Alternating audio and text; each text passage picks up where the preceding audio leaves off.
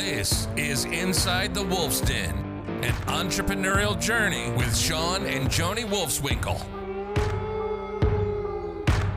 Welcome back to Inside the Wolf's Den with your hosts, Shawn and Joni Wolfswinkel.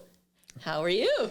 Happy Valentine's Day. Thank you. Yeah, so when this drops, we're going to be a little late, but we're going to have some fun today and just talk about it. And so you can just play along, right? Yes. So we didn't drop it this week. And if you're noticing, Shawn and I are actually matching today. We must be well connected today. Yes. Well, it is Valentine's Day, so that's part of the reason, right? You wear red and connected. So, I'm saying we didn't coordinate our colors, but hey, we're matching. So, but anyway. yeah. So today's Valentine's Day. As we record this, it'll be a little late, but yeah, we're gonna have some fun. So we're gonna talk about love, celebrating love, relationships. Ooh. So this is part of our relationship series, yes. Right? Yeah. So I thought we'd start off with some fun first. So today's Valentine's Day. I'm not gonna cheat. No. I think you have some questions for me. So we're gonna do some Valentine's Day trivia. Ooh. Ready? All right. So let's see. I'm ready. Let's see. Hit me. What is a popular thing to do in the Philippines on Valentine's Day? Eat. Eat? That's odd. I don't know. Since we have a lot of VAs in the Philippines, I think they'll get a kick.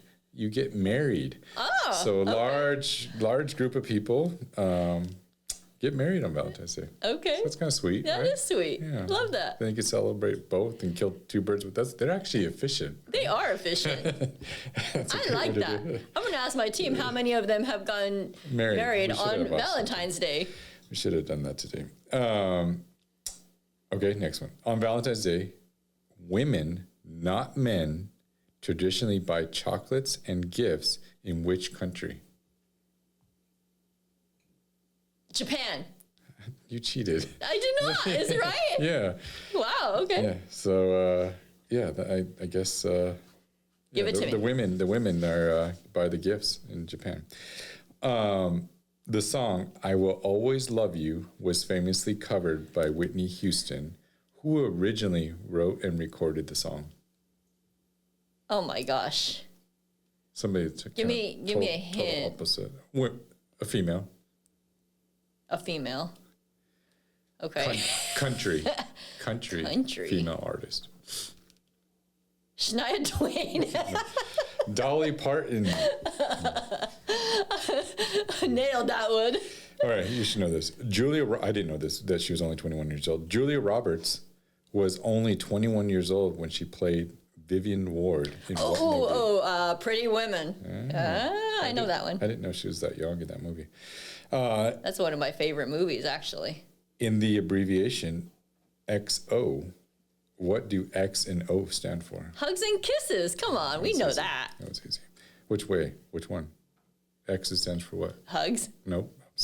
Kisses. O stands for hugs. Which state grows the most roses? State. Mm-hmm. Well, I think isn't it California that's known for roses? Yeah, you're right. All right. It's California.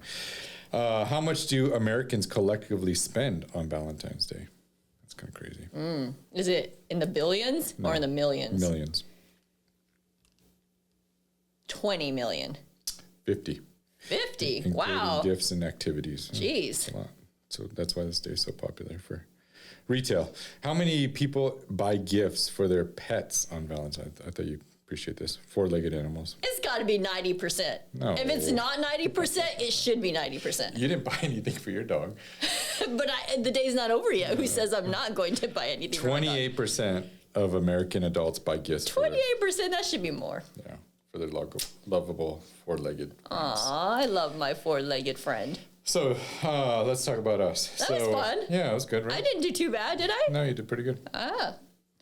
So we thought we'd just share and go back in time, right? And talk. So if you guys don't know our story, we're going to share a little bit about it and some moments along our relationship, since this is a relationship series. So, Joni, let's take us back. Where did it all start? Way back. Where did all this start? It started in the halls of St. Michael's High School, and I think we were both 15 years old. Correct. Long time ago. So how did we meet? How did it all happen? And I think we've said this story on a podcast before, but basically I'll break it down to you. So we met. I actually was hanging out with a group of friends. So were you. Our group of friends connected. Anyhow, you had a typing class with me in one of the periods. I sat way in the back. If you know anything about me, I was not always prepared for things, right? And I went to class unprepared, no typing paper, and you were sitting in front, and I was like, hey, I'm going to go ask that cute boy for some typing paper. So I asked him for some typing paper, and I think you were so shy and didn't want to talk to anybody. You're so nervous. You gave me basically the whole ream of paper. And so I went back, not even thinking of anything. And so I go back to my desk and type away. And you had to come back and ask me for a couple pieces of paper because he had given me the whole ream of paper. Yeah. So that's where it all started. Yeah, and love ever after. But there's two takeaways, right? From that. Be prepared. And sit in the front of the class, right? So you can tell who was and got better grades. Never give all your goods away. Yeah. So we started then. We were high school sweethearts. We started dating at a very young age, which is a unique thing, I think, right? Yeah, and I think a lot of people ask us, I don't understand how you guys make it work, right? With also working together. And it is unique. I don't think taking it back, we grew up together. So, we're our best friends. So we did everything together. So why not work together, right? So she was the cheerleader. I was the basketball player, right? Soccer player, and you were the cheerleader. You also played sports, but cheerleader and cheered me on, right? We both made the decision to stay in New Mexico and attend the University of New Mexico together, right? And went to college together, so stayed together all those years. And there were difficult times. Don't get me wrong, right? Moving in together was a difficult chapter, I think. Figuring each other out. 100%. Young, stressed because of school. No money, broke. I remember going to Taco Bell on our date nights and eating ramen noodles, and your parents would take us to Sam's Club and we would stock up on all this goodies, because we couldn't afford to do anything else. Yeah, but we were, I guess, fortunate enough to start our business in college. So we started flipping homes in college together. We had taken some money that my parents had given me to go to college, and I spent it on boot camps and seminars, and so got educated. And then we bought our first house with a credit card, which of all things. So I don't recommend that, just financially. That's not a good decision. It worked out, and we were able to flip it and make money with it, but I wouldn't recommend that. I think we did a cash advance, right, or something. Yeah. And to pay for the earnest money and all that, and then we flipped the contract and flipped the house. And so we bought and sold homes all throughout college. We did the total opposite of what everybody else does. We were very focused. We went to class in the morning, and then we're running job sites and flips in the afternoon. Yeah. Very little time for partying or having fun. But hey, we started young. We were able to get off the ground quickly, and then when we graduated, we went full time. Right, we got married in college during that time. As far as the love story goes. Yeah. And then in 2005, we had the opportunity. We were running seminars and boot camps, and had the opportunity to move to Houston to continue that, and showing people how to buy pre-foreclosures. And so it was kind of cool, right? I think that after we graduated and we're full-time house flippers and pre-foreclosure buyers, we did everything together 24/7. Oh yeah. Right? I mean, and we had, and I want to take it back a little too, because I think that, you're the one that saw the late night infomercial show on real estate investing, right? I think we were studying for exams that week, and you're like, hey, look, let's go check out this, boot camp. And I had no idea. I just was like, your biggest cheerleader, right? Like I just like yeah, let's go. Like whatever you want to do, let's go, right? And so we go to this boot camp, and not knowing what we're going to get into, I kind of just followed what you wanted to do, but then I embraced it. I loved it. I loved every part of the real estate, but it started kind of with you, like having that, vision, and me following that vision. Yeah. Right. I don't think you were for it at the beginning. I think no, I was. Yeah, yeah. I don't think not that I was against it. No. But I mean, you were going for nursing. I was going for mechanical engineering. So we were totally different professional, and then entered real estate. Yeah. It changed everything, right? Uh-huh. And we realized we were actually a pretty good team, because you were like the brains behind the operation and coming up with the numbers and the deals and all of that, and I just would go attack. Like you tell me, like, Joni, like, go call this owner, like go do this, go do that. Yeah, you were good with people. So that, I mean, that's a crucial part to I think any business or any power couple is like usually that there's skills and traits that each of you hold. Yep. And so I was more financials, paperwork, that kind, and you were the people person, and really good with people and building rapport. So anyway, but yeah, we as far as like sticking to Valentine's Day and love and all that, so we would run. So our goal was always to run 25 houses a day, over 100 houses a week, but that's all we did, right? So we'd pack our lunches, and you would drive together. And just knock on as many doors, and then go to our job sites, and then go back. And then what happened is, when you're in pre-foreclosures, people are gone for the day, or people would call back at night. And so you and I would go back after checking our job sites. We'd go back to the houses that people called back, right, at night. Do you remember that too? We'd go like to a movie in the middle of the day. We're like, let's wait for people to come home. So we go to a movie. Man, I miss those days. It was simple. Like, it was so simple. A matinee in the middle of the day, like no, drama, nothing going on. Just yeah, it's the good old days. I mean, but there were times too where like we would have. Either you had a lot of money because you just closed on a couple of flips, or you'd have zero money because all your money was into all these houses. And so I know, there's stressful times, and there's stress in any.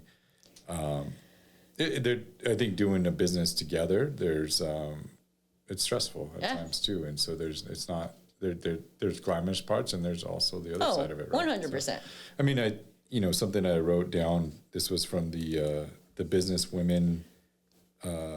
The businesswomenmedia.com.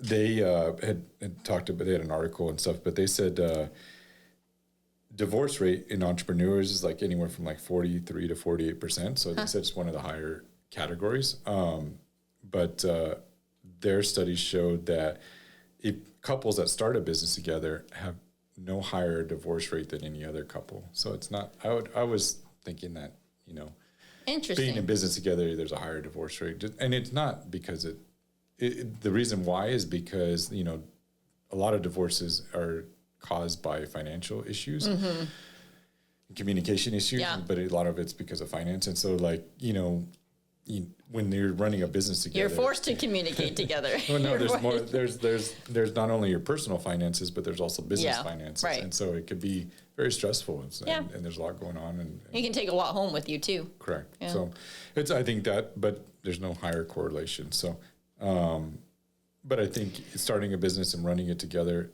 and people ask us a lot, like, how do you do it? And Joni started that with this, and it's different for us because we were so young. We grew up together doing it. We built it all together. We didn't have kids when we first started our businesses. So I think there's dynamics to everybody's relationship that aren't the same as ours. That I don't know if it would be different for us today than it would have been, Well, I think we're also, like, we were younger too. So, we kind of evolved over time too, right? Where if we just started working together now, like, both of us are probably going to be stuck in our ways, not wanting to change. Correct. Right. Yeah. And so, but it was, there's the perks to doing stuff like this together is like, we had a lot of fun together. Yeah. When we started doing the training programs and mentorship programs that brought us to Houston, we had the opportunity to travel all over the country, going to all these Right. training, and we had partnerships all over the country, and it was before kids, so we got to see the U.S. and see different sides of it, and flip homes in different cities, and so that it was a lot of fun. Yeah. And it was travel, and but again, we didn't, we like, when you went this week, we'll go to Baton Rouge, or we go to Shreveport, Louisiana, and we go Atlanta, Georgia, and it was fun, and we got to see a lot of cities. So it was a cool experience for us before having kids. Absolutely. And even now today, I mean, we have lunch together every day, right? Yeah. So I think it's you still see those pros, of working together even now. Correct. So what if you were going to give some advice, or what takeaways about love and being in what together, how any major, like if you could name your top three? Yeah, I mean, I think the first one I would say is, like working together. I would say leaving work at work, right? Because I think that is something that we didn't do early on. It's hard. It's hard for, if you're talking business all day and, you've had a bad day and then you bring it home to you, it takes effect on the relationship when you're bringing that stuff home. So as much as you can try to keep work at work, and when you go home, like it's focus on your relationship. I would say probably is the number one. And then I think the second would be just the communication piece, right? Having that good communication, because I think it's for us anyway. I mean, it's there's been times where bad communication and good communication, but you learn, we learn what works well for each one of us. So just having that good communication, and then value and appreciate the relationship. I know that there's times where you'll do things for me and I don't say like thank you or I appreciate those things, right? It's the little things that matter. Showing appreciation. Yeah, I agree with all of those. I think some thoughts that I had was, I think finding your roles, and also like, so we've, like, the one thing that the strength, like Joni mentioned before, I think we each had our strengths and we knew each other's strengths, and so we weren't scared to, or we communicated to where, like, hey, you can do this and this part because you're really good at it, and I would rely on you for other stuff, strengths in yours, right. and it worked for a long, long time. That's what made us a lot better, stronger together than we were trying to do things apart from each other, because we never, and we had to learn, right? You had to learn to certain aspects. When, say, you got certain departments, as this thing grew, you got certain departments I had, and we had to figure out, oh, I don't have Shawn to rely on me to do, I had to figure this out, or I have to, and when we were just us together and smaller, it was a little bit easier. Yeah, for sure. And then you put having employees in the mix of it, right? That's also difficult, because, okay, so who's reporting to you and who's reporting to, Shawn, right? In this case, and we've had to. It does, and sometimes employees know who to come to for what things. who's gonna tell them yes and who's gonna tell them no, right? Yeah, and as it's continued to develop, you have layers, so it's not really, nobody's really, except for the key leadership or top, that are not coming to you, anymore. So I guess it helps that scenario. But yeah, and then I think it helps to. This is it helps to have if you're tied, who's going to be the decision, who's going to be the tiebreaker. Yeah, I think you need to establish that and trust. 100%. Does that make sense? Yeah, no, it does, and I think that's what's hard for a lot of people that works together, right? Because I think that not that like if you ultimately are the one that's going to make the decision, I've got to be okay with that decision, right? Like, ultimately, you're the one that makes the decision, right? And if it's the decision I wanted or not, I've got to be okay with that. Yeah. and not beat me up afterwards if it's the wrong and say, I decision. told you so. I mean, I probably have done that a little too many times when it fails, right? Yeah. But I have to catch myself like, okay, Joni, like, stop. Like, Yeah, it's not going to do any good. Exactly. What was the other takeaway that I had? I have one. Yeah, go for it. I think, be each other's cheerleader is one, because I think there's times where I need that kind of, hoorah, like you can do it, right? And the same thing with you. And so be each other's cheerleaders. Yeah, that's good. Man, I had something else, but I lost it. So we'll move on. But I think respecting boundaries, mutual respect in the workplace, and we've had to learn that. Like it's different. Like I can't, I might come at somebody else a little harder, and then if I do that with my wife, I'm like, there's consequences because I got to go home with her. Oh no, I think it's the other way. You're way harder on me than anybody else. Yeah, but it. I'm like, come on, dude! Like you just ripped me to pieces. So you got to learn. You got to learn that because you got to go home you got to sleep with that person in their bed, and it's not. Yeah, it might not be good. So I mean, learning and respect, I think, is a big thing, and it's not, because it's going to have its challenges working together. But I think appreciating each other, still know it's your wife at the end of the day, and so I think there's that. You got to acknowledge that, and you got to still, like I got to respect you and show you love and show you, things even throughout the day, or even though it's work, right? But it's still you're at the what comes first is you, not the business. So understand that dynamic, right? Yeah, no, 100%. I also think acknowledging that not everybody's perfect, right? And you've got to forgive and let go. Sometimes the smallest things become the biggest things. Not you. I'm just saying in general, right? So forgiveness and letting go. Yeah. Knowing hey, is this really something I need to be barking about?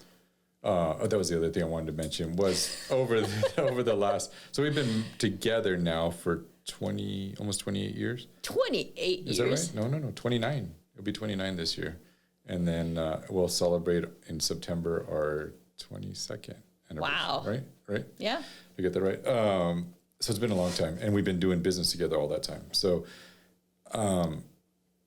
one thing that I wanted to acknowledge was that I think things change over time, and that this is something. So for any guys out there that struggle with change, or females that struggle with change, I think. How do you handle that, Shawn? Well, it's. How did you handle that? You and your spouse will not be the same person after 22 years. I would hope that I wasn't the same person when I was 15 years old. Hopefully they're better, right? Hopefully they're better. Hopefully they've gotten better, right? Hopefully it's not the opposite, they got worse. So you... Did I get better or worse? For the record. Up for debate. Wow. Where am I going with this? Where are you going with this? This is a relationships love series. I think you're like fine wine. You age better. You better with time. You know when I know you're lying? When you look up to the corner. That's how most people lie. I'm joking. No, seriously. At least we can still joke around. I think you've gotten. I think you've gotten better with age. Oh, thank you. And you're still as beautiful as you were. Oh, when I met you at 15. I think you're actually more beautiful. Oh. So I did get better. You did get better. I probably have gotten worse and wrinkly and gray hair. So there's not. So maybe you got the short end of the stick. But But no, things that we've had to really, I think, some big key monumental moments in our relationship has been that we've evolved, right? Yeah. And had to, through all those iterations of, it was just her and I, just no employees working together, was a different dynamic than 50 employees working, and us managing it. So it's a different dynamic, and as a relationship, there's variables along those ways, and you've changed as a person and what you were passionate about and wanting to do. Mm-hmm. and so we got to learn. I had to learn how to change Right. with those moments. Like, okay, maybe she's not going to be working right alongside me like she once was, you know. So I got to learn that that's okay. And you had passions that you wanted to pursue, and that's okay. And I got to support that and learn how to support that. And evolve, right? So it was different changes, different dynamics, and I think you got to respect it, because I think it's a friction in marriages. It is. It really is. Whether you're in business together or not, I think marriages, people change, good and bad, and you got to learn to either you grow with those and grow as people, or it usually doesn't work. Yeah, and I think for us, all back to the communication piece, right? Like, you have to communicate that. I mean, you can't. A person changes, I think a lot of them just brush it under the rug and don't really talk about it. Where for us, I mean, in every stage we've evolved. Okay, like, all right, we need to make this work. So how can we make this work, right? Yeah. Without beating each other, like, you know, getting frustrated and, you know, it turning into a huge fight, right? I think because I think it goes with alignment, or like, so we're still aligned on company and a lot of things in life. The way we raise our kids, religion, all that is all aligned. When it came to some like personal goals, passion, personal or passion, and that's okay. We got a little off, and we're like, okay, is that there were things that you were passionate about and interested in that it was cool, but I wasn't passionate. Like, where before we were just super focused on business, right? And just this is what we wanted, this is what we're and then we got a little off. Yeah, and I think for you, I think it was like, all right, like, even though I'm not passionate about that, like, I can still support it. Correct. I can still back her and be her cheerleader. Correct. You know, and support the passions that she and vice versa. Same with me, right? Yeah, but and then along that journey, you also learned that, hey, I can't do it all. I can't change everything. I still have to. I think you came back a little bit, where you were like, hey, I'm gonna only take on so much because it was too much change, or I think you learned which buttons you could press, or where I could. Okay, I'm really passionate. I want to try this and do this. I want to write a book, but do I have the time to write the book? You know, do I have time to the dedication? Do I have the time with my current obligations as a business owner and the roles I play? Can I also do this and not jeopardize time with my family, jeopardize time with my husband, all that? And so I think you learned, hey, yes, that's something I want, but maybe it's a next year chapter. Exactly. And so I think you've also learned and grown that way, but there's friction along the way. Yeah, I mean, but it's when it comes down to it, it's work. Relationship is work, right? You've got to put in the work, just like you put in the work for everything else. You have to put in the work. Yeah. What's the best gift I've ever given you on Valentine's Day? I know the worst gift. No, I know the worst gift I've given you. Not necessarily all the gifts you've given me have been fantastic, but I know the worst gift I've given you. I was trying to be positive here. It's the best. Well, I can only remember the worst I've given you because I've heard it like 20 million times. So, yeah, we were not on the same page that day, and she thought it was a great idea to go get me a Tommy Never Bahama. buy Shawn a Tommy Bahama shirt. It's like a flower shirt. Like, where in your mind would you think I would want that? No, it sounded good at the moment. I think because we were having lunch near a Tommy Bahama, so Joni was like, "Oh, I can just kill two. I'm just gonna give him a shirt." And yeah, I think it's a silk shirt with flowers and. I still have not heard the end of that, guys. Like, seriously. What is the bird on the stupid bird? The Fruit Loop? Or a peacock. Just kidding. A peacock. Anyways, and it was no, it wasn't a peacock. Bad. I told her, I opened it, I'm like, take this back. It was that bad. It turned into a big argument. I did take it back, and I've never bought him a Tommy Bahama shirt again, guys. I'm sure we've all done. I'm sure I've done just as bad, and so, or I've forgotten to buy something when you were expecting something. No, actually, you're pretty good in that department. So, You like to shower me. Gifts is one of my love languages. Gifts is not my love language. So, anyways, I was thinking, I don't know. So, yeah, I hope you did something special today for your significant other. If you didn't, maybe you can still make up for it, right? So, and we have the whole entire family here. We've got both sets of grandparents in town. So we're doing something special tonight. So, anyways, but yeah, I hope you had a great Valentine's Day as you listen to this. And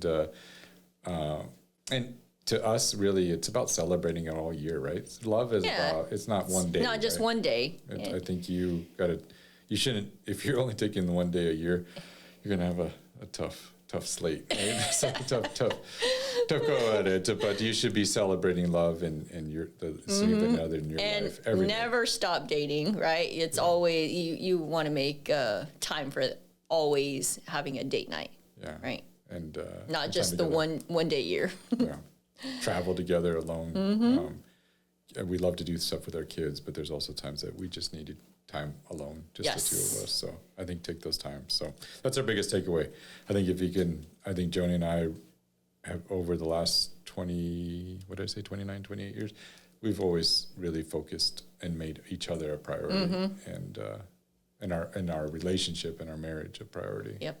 And so overall, a lot of other things when it needs it. So that's probably our biggest takeaway. Recognize that and nurture it when your relationship needs some love. Right? Yes. When your tank is empty, recognize it and say time out. My tank is empty right now. Yeah. There's ways. We just talked about this last week, so this is very relevant, right? So her tank was empty and she lashed out at me. Instead of just saying, hey, my tank's empty, this is what I need, it was a lash out, which I'm not very good at responding to lash outs. So I responded back with a lash out. So it just was not a good scenario, right? So if you recognize it, and something you got to learn to do is when they're lashing out, say, did I do something to offend you? That's what I should have responded with. Is there something I did, or is there something I can do for you that caused you to lash out at me? That would have been that you would have probably just told me, and we could have moved on, right? We could have fixed it. Yes, it's how you respond. Instead of me lashing out back. So, anyways, that's our. There you go. There's our. But I tip. forgive and I let go. I do not, but over time I do. I just need time. It's slow, but you do. Yeah. So, anyways, hope you got something out of that. I hope there's some takeaways. If nothing else, you heard how Joni and I grew up together. And until we're then, still growing up. Yeah. And we're until then, we'll see you all next week. And hope you guys have a great week. See everyone. You've been listening to Inside the Wolf's Den, an entrepreneurial journey with Shawn and Joni Wolfswinkel. Tons of entrepreneurial podcasts are out there. Talking. But Joni and Shawn are living it every single day. Their portfolio now includes many franchises and medium-sized businesses. We talk about the trials and motivators of successfully running a business. Join us again soon for another podcast. But until then, reach out on the website at InsideTheWolfsDen.com, on Facebook at Inside the Wolf's Den, on Instagram at Inside the Wolf Den. We'll see you again soon. This is Inside the Wolf's Den. We'll see you next time.